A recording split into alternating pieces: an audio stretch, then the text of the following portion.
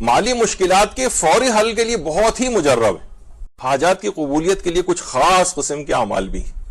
ایک ہے جسے دستور العمل حسین ابن علی کہا جاتا ہے، یعنی 7 روز کا یہ عمل ہے، اور اس میں ہر روز کا جو اذکار ہیں یہ 1,000 دفعہ پڑھنے. اور امام حسین علیہ السلام نے پیغمبر اکرم سے یہ روایت نقل کی. ہفتے کے روز یا حیو یا قیوم پڑھنا ہے 1000 دفعہ. اتوار کے روز ایاک نعبد و ایاک نستعین پڑھنا ہے. روز پیر سبحان اللہ والحمد للہ. منگل کے دن یا اللہ یا رحمانو. بدھ کے روز حسبی اللہ و نعم الوکیل.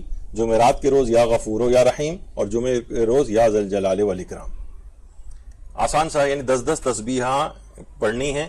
کسی بھی خاص کوئی آپ کی حاجت کی قبولیت کے لیے ہو تو 1 ہفتے والا یہ عمل ہے، اور بہت ہی مجرب ہے. جن افراد نے اس کو کیا ہے وہ کہتے ہیں کہ واقعتاً وہ ہم نے اس کی تاثیر پائی. تو 1 ہفتے کا ہے، اور 10 تسبیحاں، اور ایک دن میں ایک سیٹنگ میں بھی ضروری نہیں ہے، مناسب وقفے بھی دے سکتے ہیں، لیکن ایک دن میں وہ عمل مکمل ہو جائے. تو اتنا زیادہ کوئی مشکل چیز نہیں ہے. یہ دستور العمل حسین ابن علی کہلاتا ہے. خاص قسم کی حاجات کے لیے اس کو ضرور کر سکتے ہیں. اچھا، ایک رزق کے سلسلے میں کچھ طواف ہیں. اچھا دیکھیے، آج کل تھوڑا سا نسبتاً ذرا ڈیفیکلٹی ہو گئی ہے، لیکن اب جیسے جیسے انشاءاللہ اس میں سہولت ملے گی تو جو بھی حج یا عمرے پہ جانے والے افراد ہیں ان سے بھی آپ ریکویسٹ بھی کر سکتی ہیں، اگر آپ کے بہت قریبی جاننے والے ہیں، کہ وہ ابھی میں جس کا ذکر کرنے والا ہوں، یا وہ جو طواف ہیں، کچھ طواف کیے جاتے ہیں. یا یہ بھی کر سکتے ہیں کہ بہت سے افراد ایسے ہیں کہ جو اجارے پر بھی یہ کام کرتے ہیں. یعنی بعض اوقات یہ جو کوئی بھی شخص جا رہا ہے، اب اتنی زحمت کرے گا، مثلا آپ کو پتا ہے کہ 7 چکروں کا ایک طواف ہوتا ہے. اور یہ جو شوط کا ایک چکر، لوگ سوچتے ہیں بس ایک چکر لگا لیا حجر اسود سے حجر اسود، یہ ایک طواف نہیں ہے، یہ ایک شوط ہے. 7 شوط مل کے ایک طواف بنتا ہے. تو وہ جو عمل ہے خاص طور پر رزق کے حوالے سے، یہ داؤد رقی کی روایت ہے امام صادق علیہ الصلوۃ والسلام سے. 5 عظیم شخصیات کی نیابت میں ایک طواف اور اس کی نماز اگر انجام دی جائے، یعنی 7 طواف ہو جائیں گے اور 7 نمازیں، مالی مشکلات کے فوری حل کے لیے بہت ہی مجرب ہے. وہ 5 شخصیات کون سی ہیں؟ حضرت عبد المطلب علیہ الصلوۃ والسلام، حضرت ابو طالب علیہ الصلوۃ والسلام، حضرت عبداللہ والد پیغمبر اکرم علیہ الصلوۃ والسلام، حضرت آمنہ والدہ گرامی رسول خدا صلی اللہ علیہ وآلہ وسلم، اور حضرت فاطمہ بنت اسد سلام اللہ علیہ مادر گرامی.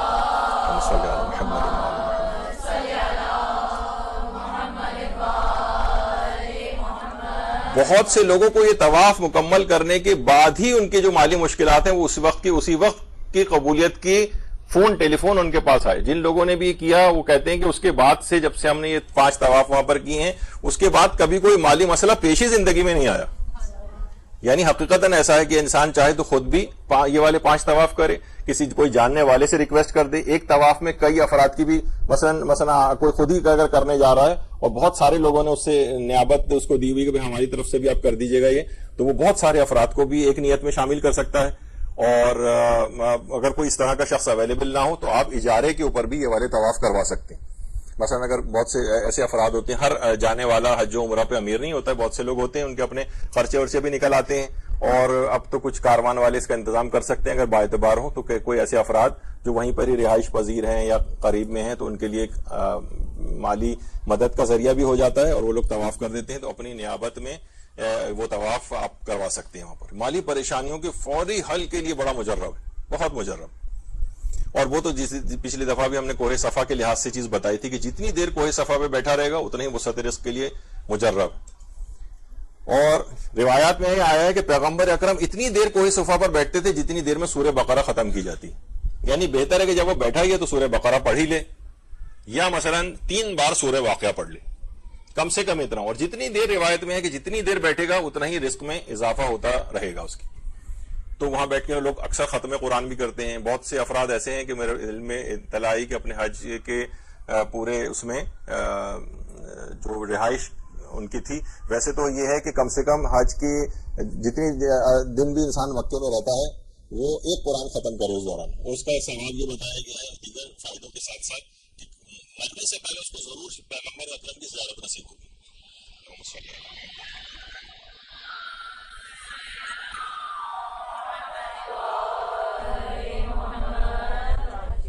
اور ایسے بھی افراد ہیں جو 5-5, 7-7 اور 10-10 قرآن بھی ختم کیے ہیں جنہوں نے وہاں پر. یعنی میں ذاتی طور پہ ایسے افراد کو وہاں پر جانتا ہوں کہ جو اس طرح سے جو اتنی تلاوت قرآن، اور جب وہاں بیٹھے ہیں تو بہتر یہی ہے کہ صفا پہاڑی کے اوپر ہی بیٹھ کے پڑھ لیں اس کو.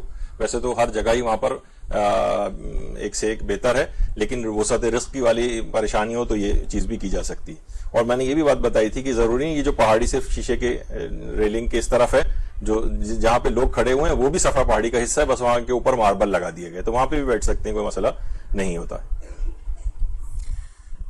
روزگار اور رزق میں اضافے کے لیے آیت اللہ تقی بہجت نے بھی خاص عمل بتایا۔ وہ فرماتے ہیں ایسے افراد بے روزگار ہوں یا ناکام ہوں جن کو بار بار نقصان ہو جاتا ہو، یعنی جو کاروبار میں ہاتھ ڈال رہے ہیں نقصان ہو رہا ہے، بزنس کر رہے ہیں نقصان ہو رہا ہے، وہ کثرت سے استغفار کریں۔ فرماتے ہیں پھر بھی نتیجہ برآمد نہ ہو تو سمجھ جائیں یا تو انہوں نے ذکر استغفر اللہ کو کم پڑھا ہے یا کامل اعتقاد کے ساتھ نہیں پڑھا ہے، ورنہ ممکن ہی نہیں ہے کہ اثر پذیری نہ ہو۔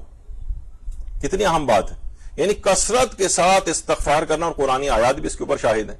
خود ایک روایت امام حسن علیہ السلام کی جس میں اللہم صلی علی محمد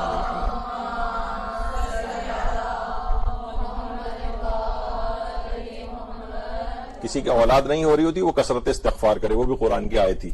ابھی اتنا وقت نہیں اس طرف جانے کا، لیکن فرماتے ہیں بے روزگار یا ناکام افراد یا جن کو بار بار نقصان ہوتا ہو کثرت سے استغفار کریں۔ پھر بھی نہیں ہو رہا ہے نتیجہ برآمد تو دو چیزیں ممکن ہیں، یا تو استغفار کم پڑھ رہے ہیں یا یہ کہ کامل اعتقاد کے ساتھ نہیں پڑھ رہے ہیں۔ یہ بہت اہم ہے یہ بھی۔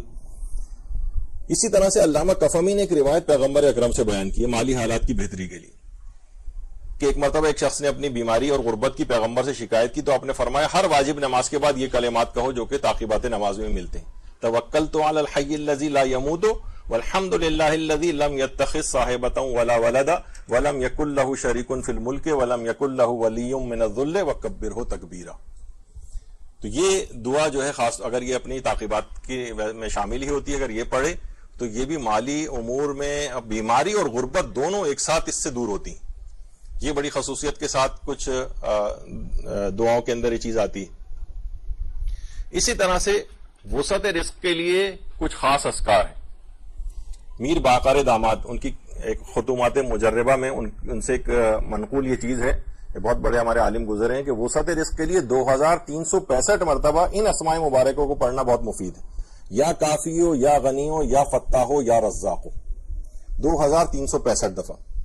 اچھا یہ دیکھیے یہ جو اس قسم کے عدد ہیں یہ بڑے بڑے عرفاء نے سالہ سال کی زحمتوں کے بعد نتائج اخذ کیے کہ کتنی دفعہ پڑھنے سے بعض اوقات تو یہ عدد روایات میں آئے ہیں، اور بعض اوقات اگر ہمیں روایت میں نہیں ملتا تو وہ روایت شاید ہمارے سامنے نہیں ہوتی، ان کے سامنے ہوتی ہے، یا یہ کہ ان کے اپنے ذاتی ایکسپیرینسز ہیں۔ جو دعاؤں کے سلسلے کے بڑے بڑے علماء ہیں اور عرفاء ہیں ان کے اپنے ایکسپیرینسز ہیں کہ اتنی دفعہ ہم نے اس دعا کو پڑھا تو بہت مجرب پایا، اور اپنے ان مشاہدات کو تجربات کو نوٹ کر کے انہوں نے لوگوں تک بتایا۔ تو اس طرح کا عدد وسعت رزق کے لیے 2365 دفعہ ان اسماء مبارکہ جو پروردگار عالم کے ان کو بہت پڑھنا مفید ہے۔ اسی طرح سے شیخ محمد رشتی سے جو ایک چیز نقل ہوئی ہے کہ اس آیت مبارکہ کو ان اللہ هو الرزاق ذو القوۃ المتین، سورہ والذاریات کی جو 58ویں آیت ہے، کہ اس آیت مبارکہ کو 40 روز تک 27 مرتبہ نماز فجر کے بعد بلا فاصلہ تلاوت کرے۔ فرماتے ہیں ابھی 40 روز ختم ہی نہ ہوئے ہوں گے کہ رزق کے سلسلے میں حیرت انگیز اور عجیب اثر رونما ہوگا اور رزق میں بے پناہ وسعت ملے گی۔ 40 روز کا عمل ہے، اور 27 مرتبہ نماز فجر کے بعد اس آیت مبارکہ کو پڑھنا ہے 27 دفعہ، یعنی نماز فجر کے فوراً بعد بلا فاصلہ ادھر آپ نے سلام ختم کیا اور فوراً اس آیت کو پڑھیں، اس کے بعد جتنی بھی تعقیبات ہیں اس کے بعد آپ پڑھ سکتی ہیں۔ تو فرماتے ہیں 40 روز بھی مکمل نہیں ہوں گے کہ اثر نظر آنے لگے گا، اتنی مجرب ہے یہ دعاؤں کے سلسلے میں جو دعائیں ہیں اور قرآنی آیات ہیں، اتنی مجرب ہے۔ رزق و روزی کو بے تحاشا کشادہ کرنے کے لیے ایک اور مجرب عمل ہے جو آیت اللہ سید عبد الکریم رضوی کشمیری بہت بڑے عارف تھے، ان کا یہ ہے کہ روزانہ 110 مرتبہ سورہ والعادیات کی تلاوت رزق و روزی کو بہت زیادہ کشادہ کرتی، 110 دفعہ۔ اچھا پھر یہ نوٹ نیچے لکھا گیا ہے اس میں کہ 110 بار پڑھنے میں تقریباً 35 منٹ لگتے ہیں والعادیات کو، یعنی اس کو ایک ہی نشست میں ضروری نہیں مکمل کریں، دن کے اوقات میں تقسیم کر کے بھی اس کو پڑھ سکتے ہیں۔ لوگ سوچیں گے سورہ والعادیات اتنی بڑی سورہ نہیں ہے، یعنی اتنی ہے کہ لوگوں نے ٹائم نوٹ کیا ہے کہ 110 دفعہ پڑھنے میں 35 منٹ لگتے ہیں، یعنی بغیر غلطی کے، بہت سلو نہ پڑھی جائے نہ بہت زیادہ تیز، ایک نارمل طریقے سے پڑھی جائے، اس سے زیادہ ٹائم نہیں لگے گا۔ تو کسی کوئی واقعی اتنا اس کے لیے اس کا روزی مسئلہ بنا ہوا ہے تو اس عمل کو کرنے میں کون سا ایسا خبرات ہے، اور سوچتے ہیں کب تک کرتے رہنے، بھائی زیادہ ایسے نہیں کرنا پڑے گا. یہاں فوراً یہی ہوتا ہے جس طرح ہمارے یہاں ہوتا ہے کہ جناب آپ دعا عرفہ پڑھیں تو 4-5 صفحے پڑھنے کے بعد ہی انسان دعا کو روک کے اگلے صفحے گننا شروع کر دیتا ہے کتنے باقی رہ گئے. تو بعض اوقات ہم لوگوں کی جلد بازی جو طبیعت میں ہو گئی ہے اور دعاؤں کی طرف طبیعت اتنی راغب نہیں ہوتی ہیں، بڑی وجوہات ہیں اس کی الگ. خیر، تو بہرحال 110 دفعہ سورہ والعادیات. مالی مشکلات کے حل کے لیے یہ بھی بہت ہے، اس کو تو اپنا رائج ہی کر دینا چاہیے، اور یہ دستور العمل آیت اللہ شبیری زنجانی نے بھی بتایا ہے، اور آیت اللہ نخودکی اصفہانی نے امام خمینی کو بتایا تھا، اور اس پہ یہاں پر ایک درس بھی ہو چکا ہے کہ امام خمینی کی کامیاب زندگی کا کیا راز تھا. تو امام خمینی جب آیت اللہ نخودکی اصفہانی کے پاس جاتے تھے اور ان سے کیمیا کا طریقہ پوچھا تھا، کیمیا بہت ساری طاقتیں جس کے بعد آ جاتی ہیں ہاتھ میں، حتیٰ کہ انسان مٹی کو بھی سونے میں بدل سکتا ہے. تو آیت اللہ نخودکی اصفہانی نے کہا کہ میں تمہیں ایسا عمل بتاتا ہوں جس سے کہیں زیادہ بہتر ہے، اور اس کے بعد کہا تھا یہ ہر نماز کے بعد آیت الکرسی العلی العظیم تک پڑھو، ایک دفعہ تسبیح حضرت زہرا پڑھو، ایک دفعہ سورہ توحید کو 3 دفعہ، پھر درود 3 دفعہ، اول و آخر درود کر لیں. اس کے علاوہ سورہ طلاق کی دوسری آیت کا آخری حصہ اور تیسری آیت پوری، یہ 3 دفعہ پڑھیں. تسبیحات اربعہ کو 30 مرتبہ، دعائے سلامتی امام زمانہ. امام خمینی کو جو بتایا تھا اس سے ذرا کم تھا، شبیری زنجانی نے تھوڑا سا مزید اضافہ کر کے بتایا ہے.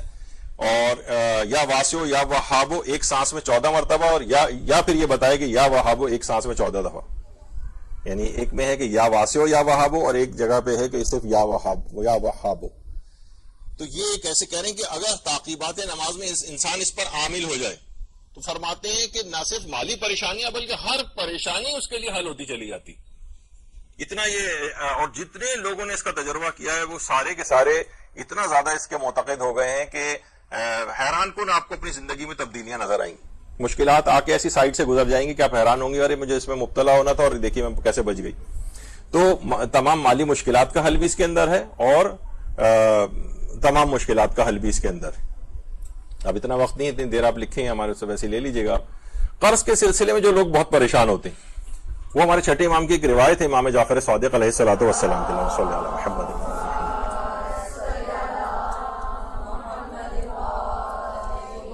فرماتے ہیں کہ جس شخص پر بہت زیادہ قرض ہوگا وہ باقاعدگی سے سورہ تحریم کی تلاوت کرے تو اللہ کے حکم سے اس پر ذرہ برابر بھی قرض باقی نہیں رہے گا، ذرہ برابر بھی.